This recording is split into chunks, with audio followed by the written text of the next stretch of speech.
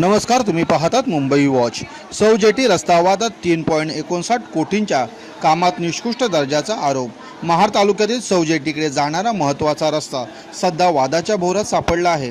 Maharashtra maritime बोर्डाच्या माध्यमातून सुमारे 3,59,00,000 रुपयांचा रस्ता प्रकल्प राबवला जात असताना या कामामध्ये निकृष्ट दर्जाच्या डबराचा वापर होत असल्याचा गंभीर आरोप स्थानिक ग्रामस्थांनी केला आहे।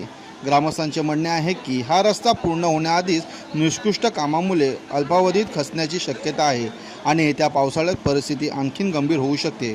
विशेष म्हणजे यापूर्वीही परिसरातील जेटी संबंधित कामावर प्रश्नचिन्ह निर्माण झाले होते आणि आता पुन्हा एकदा त्याच प्रकल्पाच्या तक्रारी समोर येत आहेत। मग प्रश्न असा, जर जनतेच्या कोट्यावधी रुपयाचा निधीवर निकृष्ट कामाचा डाग का?